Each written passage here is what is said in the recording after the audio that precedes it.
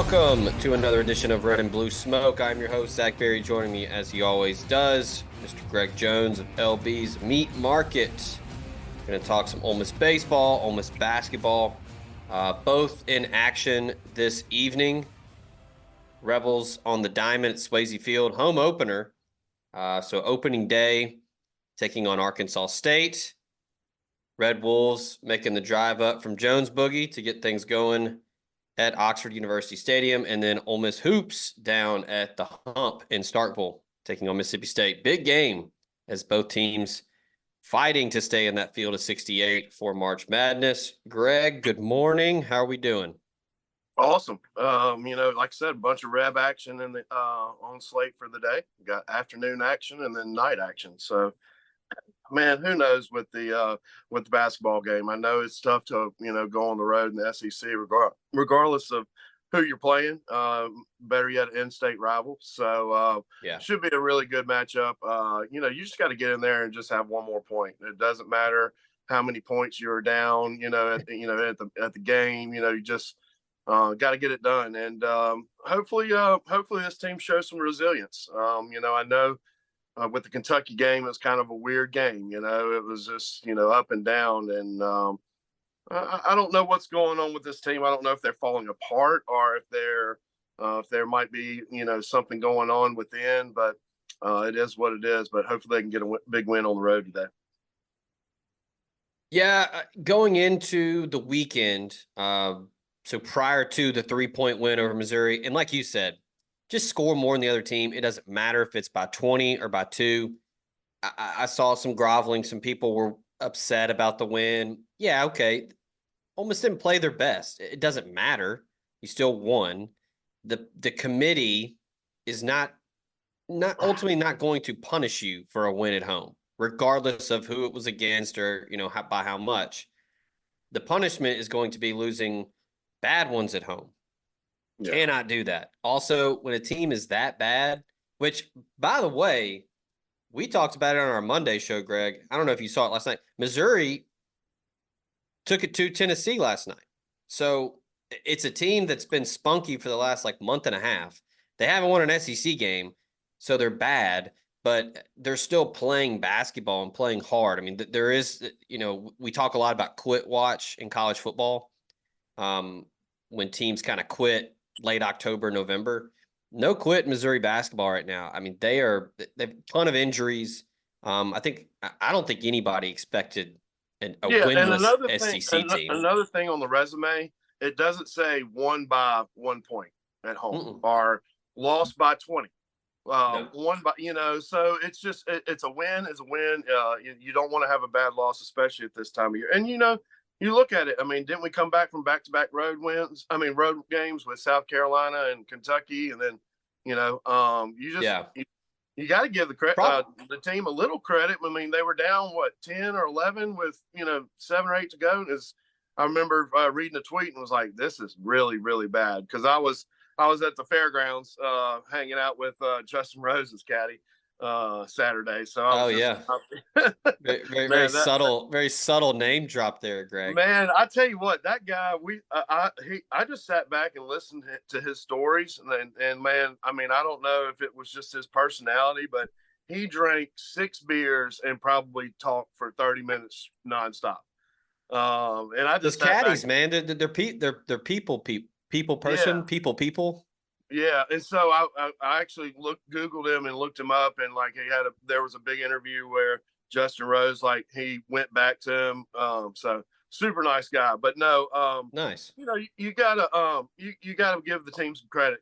Being down double digits at home, coming back and getting the win, and and moving forward. Who knows what's going to happen with the team on the road tonight? Look, a couple weeks ago, I still expect Ole Miss to get into the field. I think, barring some injuries or just playing downright bad the rest of the way, I think Ole Miss gets in. Going to probably get north of 20 wins here soon. Got to finish over 500 in the SEC. I think the goal should be 10-8 in the SEC. I think that would put them at 23 wins. I think that's right. But that's a good enough resume, in my opinion. And there's some If scores. Ole Miss has scores on the floor, and they yeah, can get dangerous in a tournament. yeah, the You big know, three, Morrell, um, Brakefield, and Flanagan, yeah, and if you get some and Jalen solid Murray. inside play from Sharp and Cisse, who knows? But I don't know. It's today's going to be a tough game for them, and they don't play good on Yeah, the road, so you got to see the character what comes out today.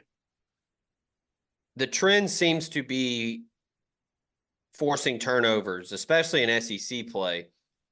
When Ole Miss forces turnovers, success typically follows. They get out in transition. They like to run. They can score. Like you mentioned, Morrell, Brakefield, Flanagan, Murray, those guys get out in transition and they can put the ball in the hoop. When Ole Miss struggles to force turnovers and struggles to get defensive rebounds to, flip the possession, and I know this kind of seems like, well, duh, if you don't rebound well and give up second chance points, you're probably not going to be very good. But it's just Beard's mentality, Beard's style, just wreaking havoc on ball defending. And look, I think Ole Miss can certainly win in the hump. State's a good team, but beat them once already. I think get down there, create some turnovers early, take the crowd out of it early. And look, I think the resolve of this team, they have that mindset that Beard has, that kind of bulldog, pun intended, no pun intended here, that bulldog mentality of, hey, we're going to play defense, we're going to be gritty and dirty, and just try to win. It's Bobby Knight mentality. Yeah. Yeah, But hey, I think like right now you're looking at, I saw Lenardi had Ole Miss like the second team in the last four in this morning or late last night, excuse me. And then I've seen like Andy Katz has Ole Miss as a 10 seed. So it just kind of depends on what the committee looks at. Will that road loss to South Carolina come back to bite Ole Miss? Ole Miss probably should have won that game. And yeah. then Well, that inbounds play that with like 15 seconds, he called a timeout and made that. I mean, like called that play up and had a 7-6 guy about to dunk, and just the South Carolina guy just made a great play. And who knows yeah, what happens in that game if yeah. that dunk goes down. But Was it it might be was it a it might have been a foul? Maybe it was just a good play. I yeah thought the end of that game, I was not mad with the end of the game. I know people were angry with how it ended. And Beard said it like, we knew they had a foul to give. We knew they were going to try to foul us. So we told Morrell or whoever brought the ball up to be ready to shoot to try to get free throws. That was what they drew up. I appreciate that. You were prepared. He yeah knew what Lamont Paris and South Carolina were going to do. I mean, it didn't work, but like I appreciate being prepared and yeah. like having a plan rather than just running down and just trying to throw up a shot. With no strategy. But hey, Yeah, it was about like I'm trying to think. I watched ESPN for a little bit, and it was the Utah women's game, and it was like a last second that was like had 10 seconds, and Utah girl inbounded, and it was just controlled chaos. Like I think Colorado was down by multiple points, and anyway, I was like, y'all got a timeout, like get something together. I mean, it was just like yeah, just everywhere. And this girl dribble, round through, and then threw it to this one girl, and they like laid it up with like 0.2 seconds left. And I was like, I guess that's how they drew it up, But yeah. it's you always have to. It's good to have a game plan like that. And I agree with you. Trying to get the 3 free throws to tie the game isn't a bad play. So you got road game tonight against Mississippi State, home games against Carolina and Alabama, 2 free shots against 2 really good tournament teams. I mean, if you're Chris Beard and you tell him right now, hey, you can split those 2, you're taking it. You don't even ask who the win is. Yeah. I think you get one of those and avoid the landmines against Georgia and Missouri, and I think Ole Miss is in. And again, you've got people all over the place. Lenardi has them last 4 in. Katz has them as a 10 seed. So we'll see. Tonight's a big step. If Ole Miss can get a win and sweep Mississippi State for the season on the road, that's a huge step forward in cementing a spot in the field of 68.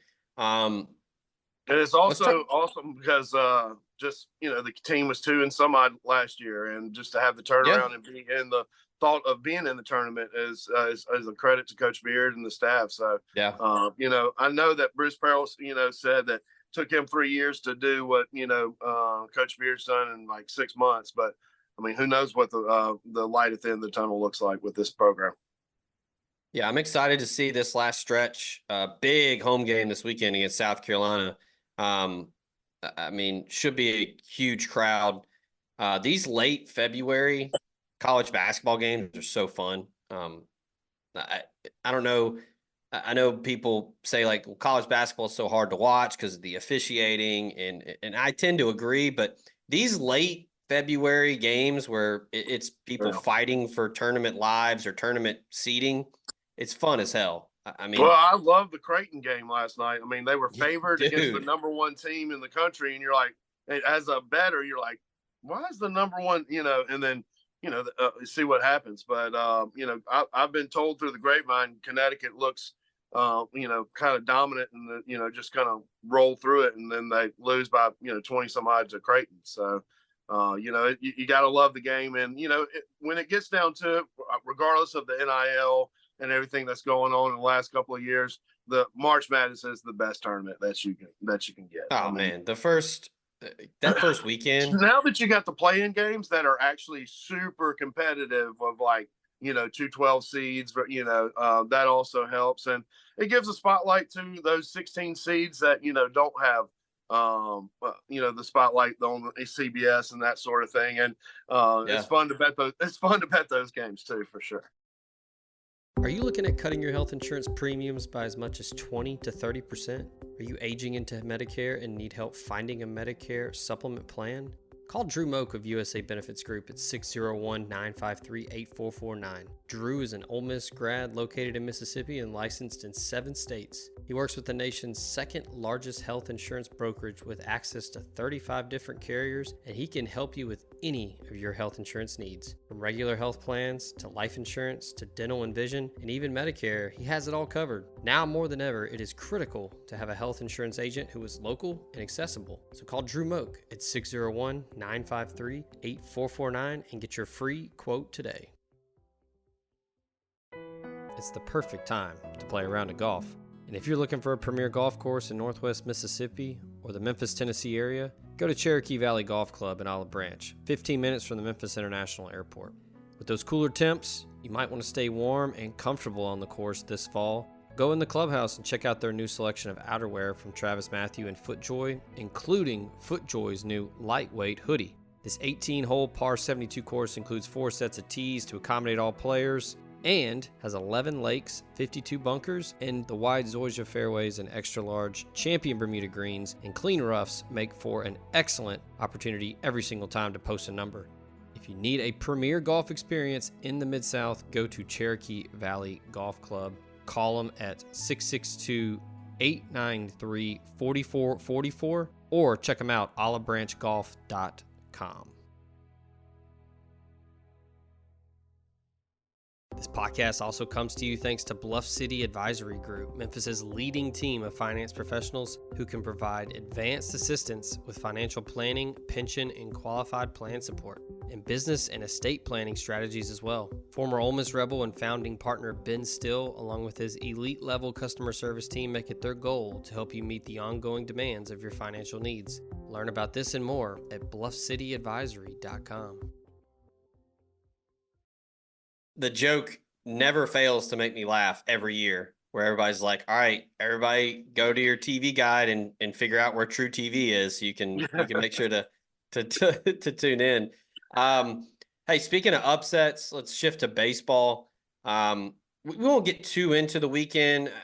2-2. Look, it was like 4 time zones over. It was a weird 4-game series.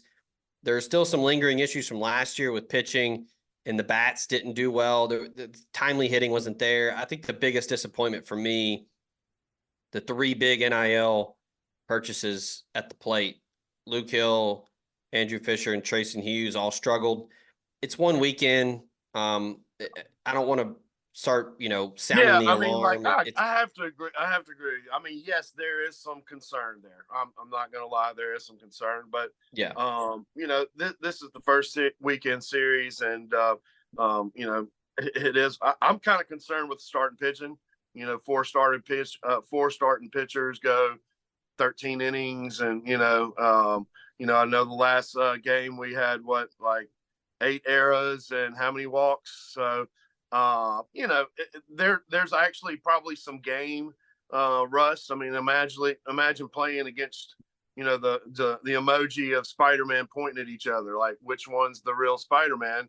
yeah, Imagine playing against that for 3 or 4 months. And look, I know they're getting some flack for the Instagram saying that they've been working and that sort of thing, but they don't need to be working on ground ball drills. I mean, it happens. It's a baseball, ball, round bat, different surfaces. There's, you can get bad bounces here and there, but that will get cleaned up whenever they get into game shape and game mode. So I just, I honestly think that it was probably good. They probably had a good team, experience out there with traveling on the road with the first game of the year, and who knows, but Coach Bianco threw every pitcher he had, and kind of has an idea of what he's working with, and let's just move forward. So I just, the thoughts of me logging on to X or Twitter and seeing somebody post, who are we going to replace Mike with, is just mind blowing. But it's let's give it some time. I remember somebody saying that leave them on the tarmac, don't bring them back, and that team got together and made a run and won the national championship. Now, granted, that team was a team that had been together for 3 to 4 years, and there was some yeah. camaraderie there. So that's the only thing I worry about with the NIL. You got the group of guys that are just coming in, and with the NIL guys, they're going to be on the spotlight. Those everybody knows that those three guys got paid to be Ole Miss baseball players. So that spotlight's going to be on that, and that's a lot of pressure for a young kid like that. But they'll adapt to it and they'll get to it. But just give it at least a week. Yeah, look, it happens. We talked about it before we hit record. Baseball's a weird game. This type of, it's a long season. It's not how you start, it's how you finish. Ole Miss fans know that very well, as Ole Miss finished very well a couple of years ago when the start was not ideal. In the middle of the season was not great. Just get hot. But I mean, you look last night around the country. Number one, Wake Forest lost to UNCG. Vanderbilt lost to Dayton. Mississippi State lost to Austin P. Florida got beat by St. John's, I think. Okay, yeah, I mean there were upsets everywhere. I mean it's just well, it I think the happens. playing field is going to be a lot narrow. I mean, I think there's going to be talent across the board in every D1 school. I mean, who knows what what St. John's is spending on their baseball program. Now they might be spending money on it. They might be getting players that they normally haven't getting. So I just think it's going to be an even player field with the baseball. Just as you see with the upsets. Yeah, and look, you gotta look. It's gonna happen. It happens every year. I mean, I'd have to do some research and look to see. I mean, there were some Vanderbilt teams a couple years ago that probably came close to sweeping the non-conference, their midweeks. But there were also some Vanderbilt teams that won 50-something games and didn't even make it to Omaha. Yeah. So again, it's just you got to win those, especially if you're going to be on the bubble in the tournament. But ultimately, it comes down to the weekends in the SEC. You got to take care of you're business also there. playing you're playing the same team 3 times in a weekend. You're seeing their best pitcher, who is probably going to be a first to second round pick. It's a hard game to win 2 out of 3 every weekend, and expect to get to Omaha and get in a double elimination tournament, and become the winner. So it's I'll say this real quick. Shout out to Rebel 2469 at Ohm Spirit on the message board. Looked it up. against SEC teams, Hawaii is 10 games over 500. There you go. 41 and 31. Maybe So they need to join the SEC in baseball. yeah, I mean, look, sure, Ole Miss better team on paper, should have won all four, but hey, it's the first weekend. It's fine. Nobody needs to panic. Let's see where things are in Yeah, April. like stop with the coaches to replace. I mean, that's. I mean, there were fake tweets going around yesterday of Chris Lemonis being fired at Mississippi State. I mean, he was supposed to be fired last year, right? yeah. So everybody just take a breath. Arkansas State tonight. I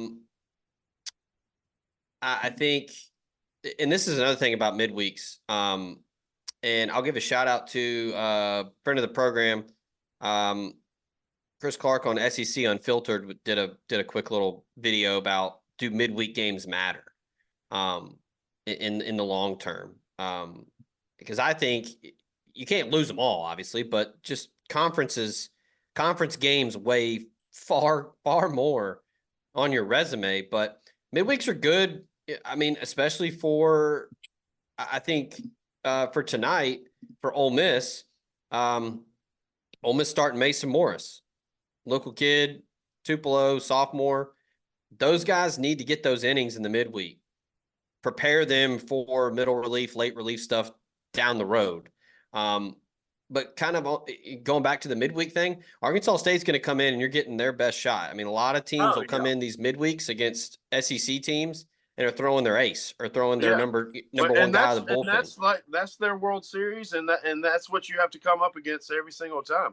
I remember SEMO came in, and I think run ruled us, and I mean that was a big deal for them because they were like, oh, we can't, but whenever you come into an SEC, program, especially coming off a national championship, you're gonna try to throw the best at the kitchen sink at them. And as an Ole Miss, if you wear the Ole Miss jersey, you should have to realize, like, hey, look, it don't matter who we're playing. We could be playing Alcorn State, and we could be playing, Tennessee or Alabama or or LSU. I mean, they're gonna throw the kitchen sink at us because maybe not everybody likes the powder blue jerseys. Not everybody likes, Ole Miss. So, I mean, you got to realize that every time, you step on the field.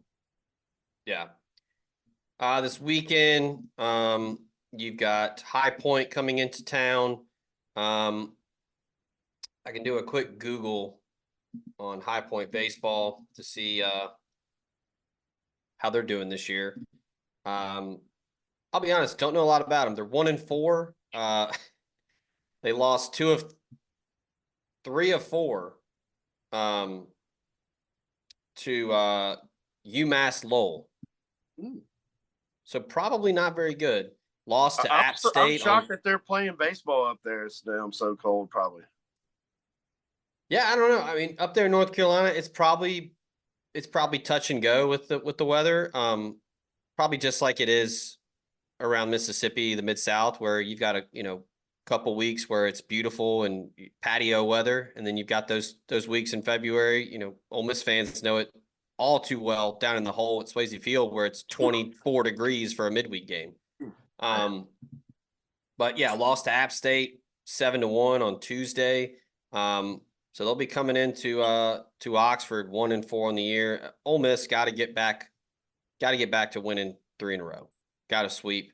And then, hey, turn around February 27th on the road against Tennessee. So High Point's got a pretty brutal stretch coming up.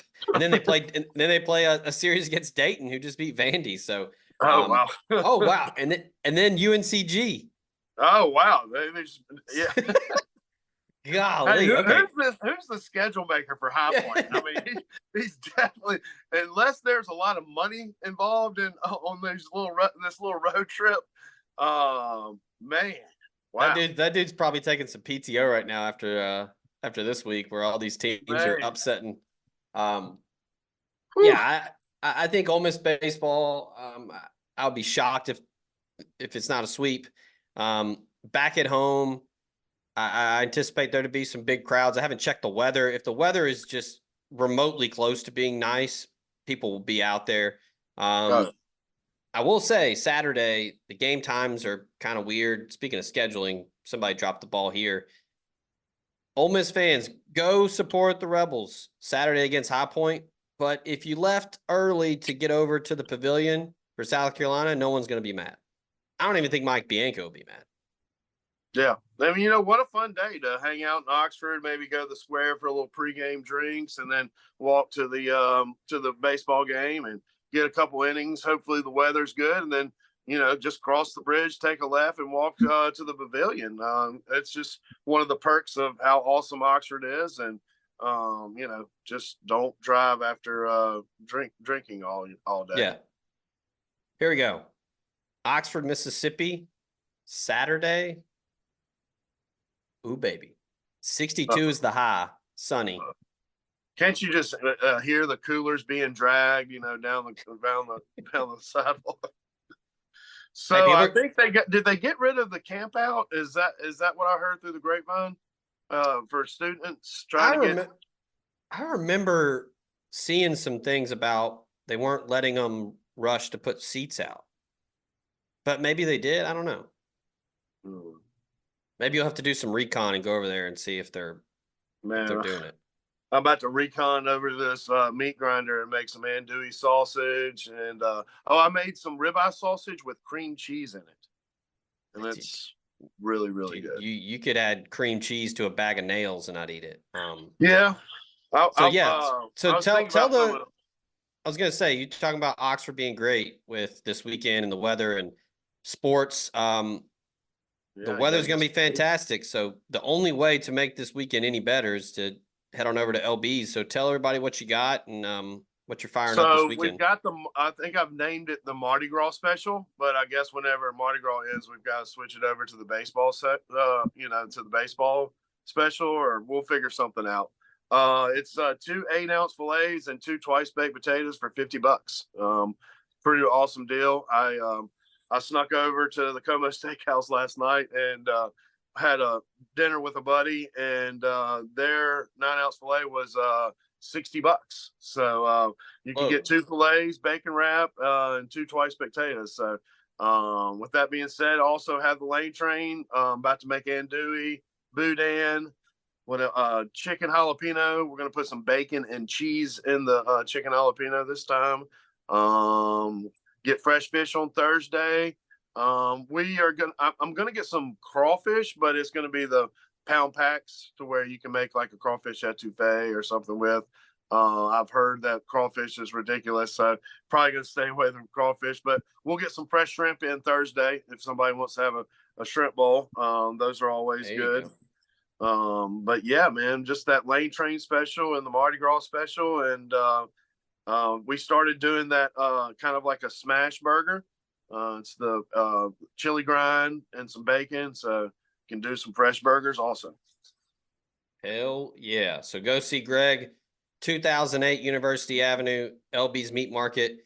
Hey, just go ahead and go today or go tomorrow. Beat the Yeah. rush. Get everything you need for the weekend as you've got baseball tonight, basketball tonight, baseball this weekend, basketball this weekend. Ton of fun in Oxford. The weather looks like it's going to be just absolutely pristine. So get out there, fire that grill up, and grill some meat. So that will do it for Red and Blue Smoke.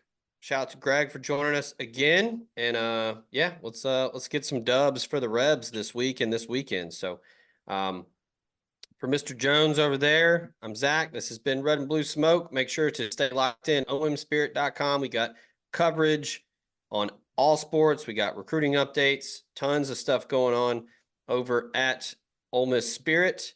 And hey, if you're not a member, it's only $1. So look, you can save a ton of money by going and getting some steaks, some sausage from Greg.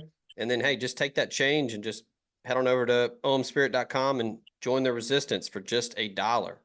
So we'll do this again next week, buddy. Until then, be good. Appreciate the listeners. Appreciate College Corner powering the show and the studio. So for Greg, I'm Zach. Talk to y'all next week.